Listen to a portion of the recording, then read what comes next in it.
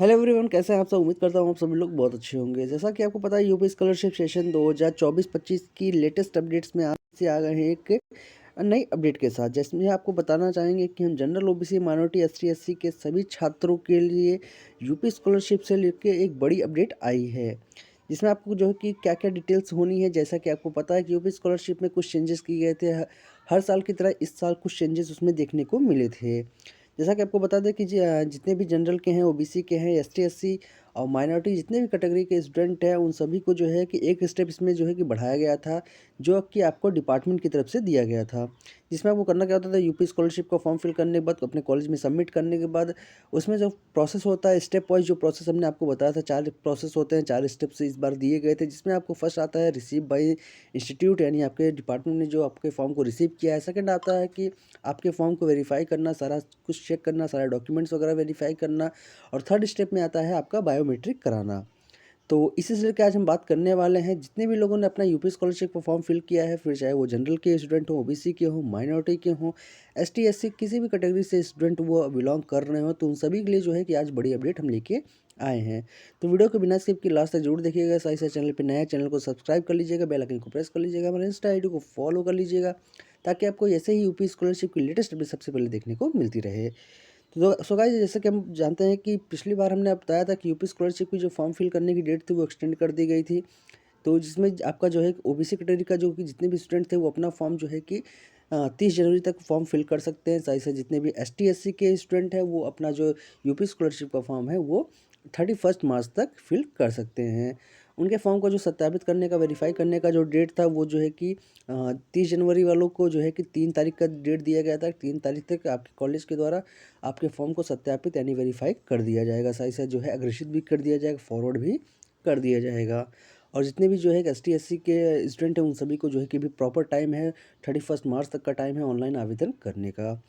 और साथ ही आपको ये भी बता, जितने लोग के साथ यू हैव ऑलरेडी डन की प्रॉब्लम आई है, जिन लोग के फॉर्म में जो है कि यू हैव ऑलरेडी डन वाली प्रॉब्लम शो हो रही थी कि उनका जो है कि फाइनल प्रिंट नहीं निकल रहा था, जब फाइनल प्रिंट वो निकालना चाह रहे थे तो वहाँ पे आपको यू हैव ऑलरेडी डन का प्रॉब्लम ऐसा शो हो रहा था। तो उनके लिए भी हमने आपको बताया था कि कंप्लेंट के माध्यम से अपना जो है कि ये प्रॉब्लम सॉल्व कर सकते हैं, क्योंकि जो है लास्ट डेट जा चुकी थी फॉर्म की। इसकी वजह से जो है कि समाज कल्याण विभाग भी अपना जो है एप्लीकेशन वगैरह नहीं ले रहे थे, क्योंकि उनके पास जो है कि टाइम कम था, लास्ट डेट पास में थी, इसलिए से जो एप्लीकेशन नहीं ले रहे थे।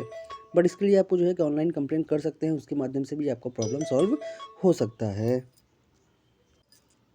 तो आप लोग यहाँ पे देखते हैं इस थंबनेल के अकॉर्डिंग, आपने इस वीडियो में आपको बताया था कि जितने भी लोग के साथ यहाँ पे यू हैव ऑलरेडी डन की प्रॉब्लम ये शो हो रही है, जैसा कि आप यहाँ देख सकते हैं कि ये प्रॉब्लम यहाँ पे शो हो रही है, you have already done this SIM level course in session 20-21। तो बहुत से स्टूडेंट के साथ जो है कि 22-23, 27-18-19, 19-20 ऐसी प्रॉब्लम यहाँ पे शो हो रही है। तो उनको हमने बताया था कि आप ऑनलाइन जो है कंप्लेंट के माध्यम से अपना ये प्रॉब्लम सॉल्व कर सकते हैं, क्योंकि बहुत से स्टूडेंट ने इस तरह से अपना प्रॉब्लम सॉल्व किया है। उनके ऑनलाइन कंप्लेंट करने के 3 से 4 दिन के बाद ये प्रॉब्लम सॉल्व हो गई है। तो ऐसे भी आप भी जो है कि इस प्रॉब्लम को सॉल्यूशन निकाल सकते हैं, प्रॉब्लम सॉल्व कर सकते हैं। तो चलिए अब हम बात कर डायरेक्टली करते हैं कि जो हमारा आज का टॉपिक है कि जितने भी लोगों ने अभी जो है general OBC minority ST SC जितने भी इस तरह की कैटेगरी के स्टूडेंट हैं उन सभी के लिए क्या बड़ी अपडेट आई है।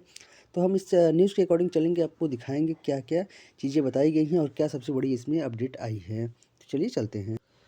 तो यहाँ पे आप देखते हैं, यहाँ पे सभी वर्गों के लिए छात्रवृत्ति नियम बनाए जाएंगे एक जैसे, यानी कि इसमें बता दिया गया है जितनी भी कैटेगरी हैं, चाहे वो जनरल हैं, चाहे ओबीसी हो, चाहे माइनॉरिटी हो, या फिर एसटी एससी किसी भी तरह की कोई कैटेगरी हो, उन सभी के लिए जो अब नियम है यूपी स्कॉलरशिप का वो एक सेम कर दिया जाएगा, एक जैसा कर दिया जाएगा।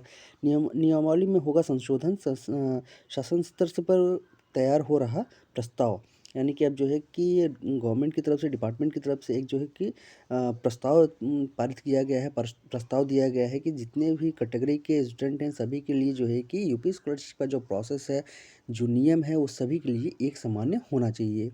जैसा कि आपको पता था, हमने बताया था कि जनरल और एसटी एससी का जो है बायोमेट्रिक थंब के अकॉर्डिंग हो रहा था, यानी फिंगरप्रिंट लगा के हो रहा था, जितने भी जनरल और एसटी एससी के स्टूडेंट थे। लेकिन जो ओबीसी की कैटेगरी के स्टूडेंट थे उनका कोई भी बायोमेट्रिक जो है थंब के अकॉर्डिंग नहीं हो रहा था, उनका डायरेक्टली जो है फॉर्म फॉरवर्ड कर दिया जा रहा था। कुछ कुछ इंस्टीट्यूट्स में, कुछ कुछ जगहों पे, कुछ कुछ ज़िलों में जो है कि ओबीसी कैटेगरी के स्टूडेंट को जो है कि जो आपका गूगल फॉर्म होता है उसके थ्रू जो है कि केवाईसी कराया जा रहा था। लेकिन जितने भी जनरल और एसटी एससी के स्टूडेंट थे उन सभी को जो है कि पूरे यूपी में जो है कि उन सभी का जो है बायोमेट्रिक थंब के अकॉर्डिंग हो रहा था, थंब लगवा के हो रहा था। तो ये जो है कि ये चीज़ें जो है कि मिसमैच हो रही थी, यानी एक जैसी नहीं थी। ओबीसी के लिए अलग रूल्स देखे जा रहे थे और सही से जनरल और एसटी/एससी के लिए अलग देखे जा रहे थे। तो उसी को देखते हुए सही से टाइमिंग का जो है कि इशू होने की वजह से भी ये प्रॉब्लम के लिए ये सॉल्यूशन निकाला गया कि जितने भी जनरल, ओबीसी, एसटी/एससी, माइनॉरिटी जो भी कैटेगरी के स्टूडेंट होंगे सभी के लिए जो है कि एक तरह का नियम होगा, एक तरफ का जो है कि प्रोसेस कराया जाएगा। तो चलिए पूरी न्यूज़ हम कंप्लीट डिटेल में पढ़ते हैं। यहाँ पे आप सबसे पहले ये ब्रैकेट में देख सकते हैं। यहाँ पे आपको बताया गया है कि देख सकते हैं सभी विभागों में एक साथ बायोमेट्रिक अटेंडेंस सिस्टम लागू करने पर विचार। पिछड़ा वर्ग कल्याण विभाग ने ग्रुप ए, बीटेक आदि के छात्रों के लिए इस साल से बायोमेट्रिक अटेंडेंस लागू की थी, लेकिन सूत्रों का कहना है कि फिलहाल यह प्रयोग सफल नहीं हुआ। किसी एक विभाग में इसे लागू करने से प्रयोग सफल नहीं होगा। इसके लिए जरूरी है कि सभी विभाग के एक साथ बायोमेट्रिक अटेंडेंस की व्यवस्था लागू करें। इस पर भी विचार हो रहा है।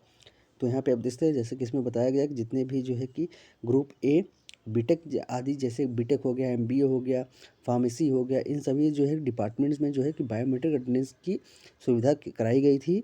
लेकिन ये जो है कि सभी डिपार्टमेंट्स में नहीं हुआ, मतलब कि ना तो ये जो है कि बीएससी में हुआ, ना बीकॉम में हुआ, सिर्फ जो है कि बीटेक, एमबीए, बीफार्मा इन जैसे कोर्सेज में कराया गया। तो इसमें ये बताया गया कि इस तरह से प्रोसेस ये संभव नहीं है कि सबका जो है कि सफलतापूर्वक ये प्रयोग हो पाएगा। इस वजह से जिसमें सम्मान ये किया गया कि सभी जितने डिपार्टमेंट होंगे, चाहे वो हिंदी डिपार्टमेंट हो, चाहे वो इंग्लिश डिपार्टमेंट हो, बीएससी हो, बीकॉम हो, बीए हो, एमए हो, बीफार्मा, बीटेक, एमबीए, जितने भी डिपार्टमेंट्स होंगे, जितने भी कोर्सेज होंगे, सभी में जो है कि बायोमेट्रिक अटेंडेंस का ये प्रोसेस कराया जाएगा। सभी डिपार्टमेंट में बायोमेट्रिक ये प्रयोग किया जाएगा। उसके बाद यहाँ पे नेक्स्ट आप यहाँ पे पढ़ सकते हैं लखनऊ लखनऊ से ये न्यूज़ है, Amar Ujala bureau, trusted news है। यहाँ पे आप देख सकते हैं प्रदेश में सभी वर्गों के लिए छात्रवृत्ति एवं शुल्क भरपाई के नियमों में एकरूपता लाई जाएगी। इसके लिए शासन स्तर से प्रस्ताव तैयार हो रहा है। शीघ्र ही नियमावली में संशोधन किया जाएगा।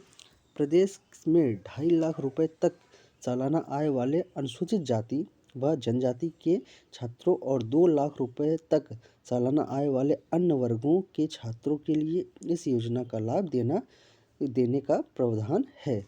तो चलिए सबसे पहले ये देखते हैं कि इसमें क्लियर बताया गया है कि जितने भी अनुसूचित जाति और जनजाति के छात्र हैं उन सभी के लिए जो है कि 2.5 लाख रुपए तक का सालाना, यानी कि उनको जो एनुअल इनकम होगी वो 2.5 लाख की होगी।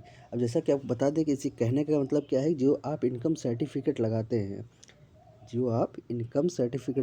हैं, तो एसटी/एससी वाले जो होंगे वो कितने तक का लगा सकते हैं, 2.5 लाख तक का लगा सकते हैं। कितना, 2.5 लाख तक का वो इनकम सर्टिफिकेट अपने में इस यूपी स्कॉलरशिप के फॉर्म में लगा सकते हैं। बाकी इसमें बताया कि जितने भी जो है कि जनरल के स्टूडेंट हैं, यहाँ पे आप देख सकते हैं सामान्य वर्ग लिखा हुआ है कि जितने भी अन्य सामान्य वर्ग के लोग हैं उन सभी का जो एनुअल इनकम कितना होना चाहिए, 2 लैक्स होना चाहिए। कितना होना चाहिए, 2 लाख रुपए का यहाँ पे बताया गया है कि वो 2 लाख तक का अपना जो है एनुअल इनकम यहाँ पे दिखा सकते हैं, तभी वो इस योजना का लाभ उठा पाएंगे। वो उसके लिए भैया उनकी पात्रता होगी। इसके बाद इसमें देखते हैं, इसमें छात्रवृत्ति के साथ शुल्क की भरपाई की जाती है। साथ ही साथ में बताया गया जैसे कि आपको यूपी स्कॉलरशिप के साथ साथ जो है कि आपका फ़ीस रिफ़ंड भी होता है। जैसा कि आपको पता ही होगा कि इसमें आपका फ़ीस रिफ़ंड प्लस जो है कि आपको स्कॉलरशिप की सुविधा यहाँ दी जाती है। योजना के तहत अनुसूचित जाति व सामान्य वर्ग के छात्रों को समाज कल्याण विभाग अनुसूचित जाति जनजाति वर्ग के विद्यार्थियों को जनजाति कल्याण और ओबीसी छात्रों को पिछड़ा वर्ग कल्याण विभाग भुगतान करता है। ये सभी को पता है कि जितने भी अलग अलग डिपार्टमेंट्स है, जनरल डिपार्टमेंट अलग है, एसटी/एससी अलग है और साथ ही साथ ओबीसी कैटेगरी का डिपार्टमेंट अलग है। तो सभी के अकॉर्डिंग सभी डिपार्टमेंट अपने अपने स्टूडेंट्स को, यानी कि ओबीसी वाले ओबीसी को, जनरल के जनरल को, एसटी/एससी के एसटी/एससी को अपना जो है कि भुगतान करते हैं। पर समान एसटी/एससी और ओबीसी छात्रों को भुगतान के अलावा अलग अलग नियम हैं। समाज कल्याण विभाग पहले सरकारी व सहायता प्राप्त संस्थाओं के विद्यार्थियों को भुगतान करता था। धनराशि बचने पर निजी संस्थानों के विद्यार्थियों का नंबर आता था। अन्य पिछड़ा वर्ग कल्याण विभाग तीनों तरह के संस्थानों को जो कि विद्यार्थियों की एक साथ वरीयता सूची तैयार करता है। यह सूची पिछली कक्षा के अंकों के आधार पर तैयार होती है। अब शासन ने तय किया है कि सभी वर्गों के विद्यार्थियों को लाभ देने के लिए वरीयता सूची तैयार करने के नियम में समानता लाई जाए। इसके लिए उच्च उच्च स्तर पर मंथन चल रहा है। इसके बाद सभी वर्गों के छात्रों के लिए एक ही नियमावली जारी होगी। सिर्फ सालाना आय के मानक अलग-अलग होंगे। यानी कि अब इसमें क्लियर ये बता दिया गया है कि सभी स्टूडेंट के लिए जो है सेम नियमावली अब आएगी। जैसा कि यहाँ पे आप देख सकते हैं, यहाँ पे बताया गया है कि संस्था को भी देखते हुए यहाँ पे जो है कि उनका यूपी स्कॉलरशिप को पेमेंट दिया जाता था। साथ ही साथ इसमें ये भी बताया गया है कि जो इस यूपी स्कॉलरशिप का लाभ उठाने के लिए आपका जो प्रीवियस ईयर होना चाहिए, यानी कि जो आपका पिछला क्लास होना चाहिए, उसमें आपके जो मार्क्स हैं वो भी डिपेंड करते हैं। लेकिन अब इस बार से इसमें समानता क्या लाई जाएगी कि ये सारी चीज़ें अब इसमें निग्लेजिबल हो जाएंगी, सभी को सामान्य कर दिया जाएगा।